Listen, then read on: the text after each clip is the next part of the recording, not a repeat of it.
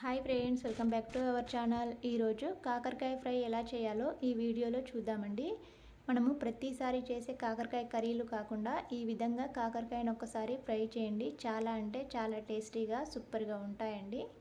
ఈ కాకరకాయలు చాలా క్రిస్పీగా టేస్టీగా ఉంటాయి. ఇలా ఫ్రై చేసిన కాకరకాయలను ఒక స్టీల్ డబ్బాలో పెట్టేసుకుంటే ఒక వారం రోజుల పాటు నిల్వ ఉంటాయండి. ఇక్కడ నేను ఒక పావు కిలో కాకరకాయలు తీసుకున్నాను. వీటిని ఇలా సన్నగా కట్ చేసి పెట్టుకోవాలండి. ఫ్రై చేసుకోవడానికి ఈ విధంగా సన్నగా పొడుగ్గా కట్ చేసుకుంటేనే బాగుంటాయి.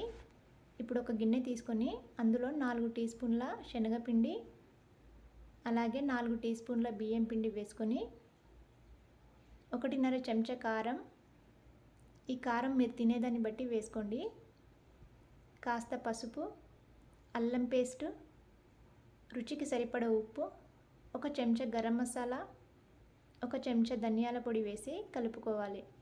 ఇది అంతా బాగా కలిసేలా కలపాలండి. ఈ విధంగా కలిపిన తర్వాత నీళ్లు వేసుకొని పిండిని ఎక్కడ ఉండలు లేకుండా కలుపుకోవాలి.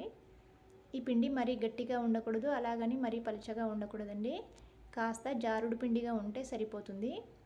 ఇలా కలిపిన తర్వాత ఉప్పు సరిపోయిందో లేదో చెక్ చేసుకోవాలి. ఒకవేళ ఉప్పు సరిపోకపోతే మరి కాస్త వేసి కలుపుకోవాలండి. చూడండి, ఇలా కలిపితే సరిపోతుంది. మనము కాకరకాయను పిండిలో ముంచినప్పుడు ఈ విధంగా కాకరకాయకు పిండి అంటుకోవాలండి. ఇలా అంటుకుంటే సరిపోతుంది. ఇప్పుడు స్టవ్ పైన కడాయి పెట్టి డీప్ ఫ్రైకి సరిపడా ఆయిల్ వేసుకోవాలి. ఆయిల్ వేడయ్యాక కాకరకాయలను ఒక్కొక్కటిగా పిండిలో ముంచి ఆయిల్లో వేసుకోవాలి. ఇలా ఎన్ని వీలైతే అన్ని కాకరకాయలను వేసేసుకోవాలండి. కాకరకాయలు వేసిన వెంటనే గరిటె పెట్టి కలపకూడదు. 1 నిమిషం తర్వాత అవి ఇలా పైకి తేలుతాయి. అప్పుడు ఇక్కడ వీడియోలో చూపిస్తున్న విధంగా అటు ఇటు కలుపుకుంటూ ఫ్రై చేసుకోవాలి. ఇవి ఫ్రై అయ్యేటప్పుడు స్టవ్ను స్లో ఫ్లేమ్లో పెట్టొద్దు, అలాగని మరీ హైలో పెట్టొద్దండి. మీడియంలో పెట్టి ఫ్రై చేసుకోవాలి. అప్పుడే బాగా ఫ్రై అవుతాయి. ఇలా అన్నిటిని ఫ్రై చేసుకొని ఒక ప్లేట్లోకి తీసేసుకోవాలి.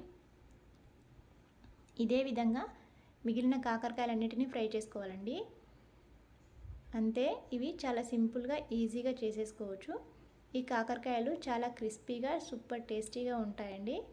ఇలా ఫ్రై చేసిన కాకరకాయలను గాలి తగలకుండా ఒక స్టీల్ డబ్బాలో పెట్టేసుకుంటే ఒక వారం రోజుల పాటు నిల్వ ఉంటాయి.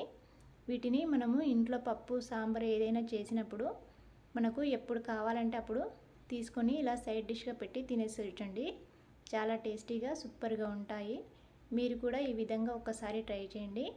అలాగే వీడియో నచ్చితే లైక్ చేసి షేర్ చేయండి.